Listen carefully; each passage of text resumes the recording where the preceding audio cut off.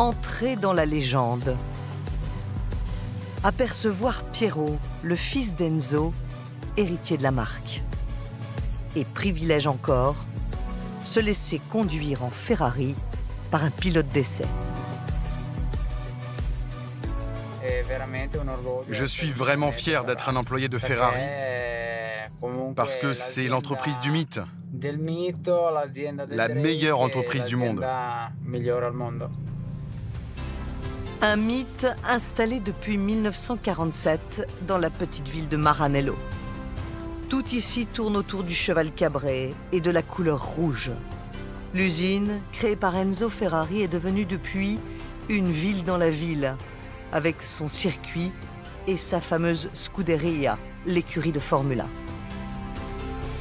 Ferrari, c'est autant un patron charismatique que des victoires sportives et des modèles de légende. Dans l'atelier des classiques, de vieilles Ferrari envoyées du monde entier pour être réparées ou restaurées. Là, c'est la 125S, c'est la première voiture produite par Ferrari, c'était mars 1947. Là, on est sur une voiture d'un collectionneur mexicain, 56. Les mécaniciens travaillent à l'ancienne en s'appuyant sur les archives d'Enzo Ferrari. On a aussi tous les sketchs d'origine de chaque pièce, de chaque voiture qui s'était produite, avec même toute la liste des matériaux utilisés, modèle par modèle.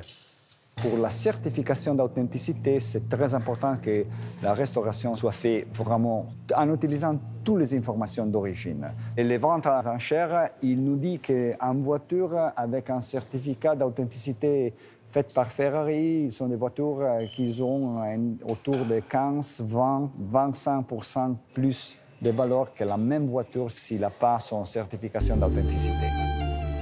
Ces voitures d'occasion peuvent atteindre plusieurs dizaines de millions d'euros. Sportive et raffinée, la marque s'impose toujours comme l'emblème du luxe italien. Dans l'usine rutilante, chaque modèle est construit, assemblé méticuleusement. Ici, pas de fabrication à la chaîne, chaque voiture est unique.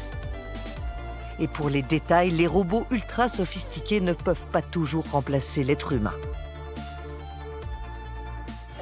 Vous le faites d'abord à la main, et après vous prenez le dynamomètre. L'aménagement intérieur des voitures reste artisanal. Et pour les plus exigeants, Bienvenue dans notre atelier sur mesure. Ici, nous nous trouvons dans la pièce des rêves de nos clients, où ils viennent et disposent de tout l'espace nécessaire pour comprendre comment rendre leur voiture unique. au choix, différents modèles de jantes, une infinité de nuances de peinture, de couleurs ou de textures de cuir pour des sièges de formes diverses, jusqu'à la personnalisation du fil à coudre. Et en matière de personnalisation, les demandes des clients sont parfois surprenantes. Certains arrivent avec une couleur particulière, d'un sac à main, ou même la couleur des cheveux de leur femme, et ils veulent la voiture exactement de cette couleur. D'autres viennent avec d'autres matériaux, comme le cachemire, ou des objets qui ne sont pas utilisés normalement pour une voiture. Le premier prix d'une Ferrari, c'est... Il n'y a pas de premier prix. Elles ont un prix de départ de quelques dizaines de milliers d'euros au-dessus des 200 000, et à partir de là, ça peut monter. C'est le comble du luxe, on ne parle pas d'argent. Non, on ne parle pas de prix, jamais.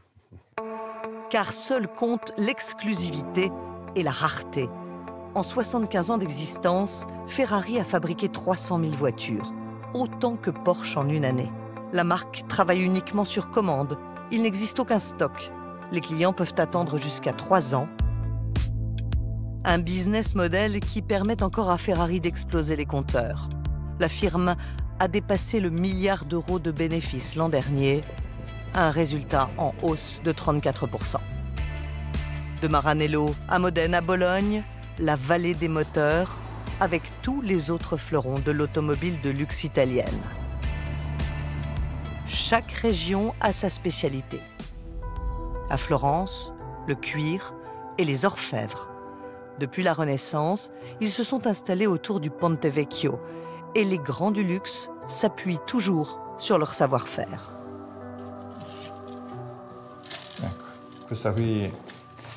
Voici l'un des sacs qu'a utilisé Dolce & Gabbana lors d'un de ses défilés de mode qui a eu lieu à Florence. Sur les rives de l'Arno au Moyen-Âge, ce sont les tanneurs qui avaient élu domicile. Maroquiniers et chausseurs leur ont emboîté le pas. En 1928, le bottier Salvatore Ferragamo choisit lui aussi Florence pour la qualité de ses artisans. 10 ans plus tard, il installe son atelier dans ce palais qui devient aussi le siège de son entreprise. Visite guidée avec son fils, Leonardo. Je me souviens qu'enfant, je venais ici parce que mon père m'amenait au bureau avec lui quand j'avais de bonnes notes à l'école. Dans cette salle se trouvait l'entrepôt du cuir. Il y avait les ouvriers qui travaillaient et toutes les assembleuses qui faisaient les coutures. Leonardo Ferragamo est aujourd'hui président de la marque. Son frère Massimo, président de Ferragamo États-Unis. Tu étais si mignon. Dommage qu'avec le temps, tu te sois gâté. Moi, je me suis amélioré.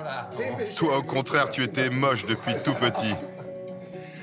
C'est vraiment une entreprise familiale. Oui, encore maintenant. Avec un management, mais toujours avec le contrôle de la famille. C'est important, le contrôle familial? Très important. Sinon, ça pourrait devenir autre chose. Je pense que le défi le plus important est de garder notre identité, de la renforcer en avançant, et nous gardons l'inspiration constante de ce qu'a été l'héritage.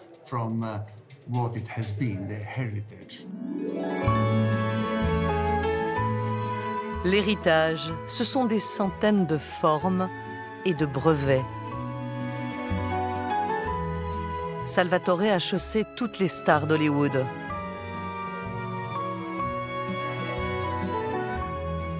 Des talons de 11 cm de Marilyn Monroe aux souliers plats de Greta Garbo qui, elle, refusait de porter des talons.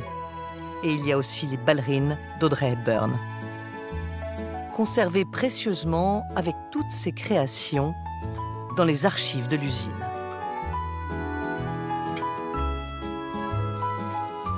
Ça, ce sont les ballerines que Salvatore Ferragamo a créées dans les années 50 pour Audrey Hepburn.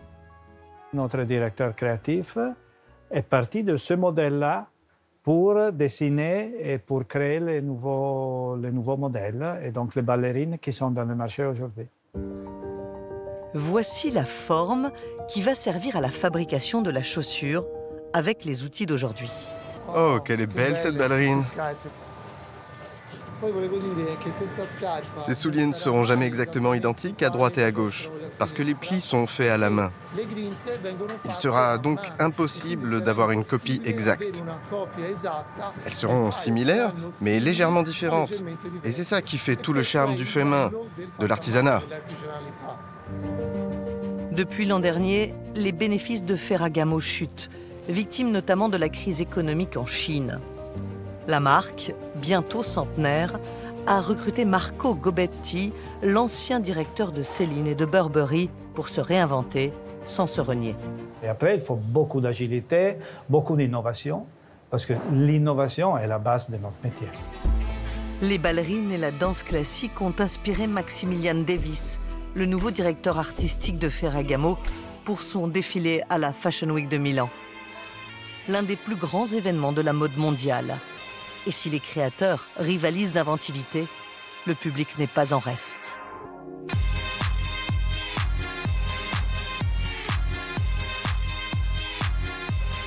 À Milan, la mode est une religion, entre élégance et extravagance. Le luxe pèse 7,5% du produit intérieur brut en Italie et emploie 1,5 million de personnes. Mais au-delà des chiffres, chaque marque semble dotée d'une valeur émotionnelle, une façon bien à elle de raconter l'élégance et la douceur de vivre à l'italienne.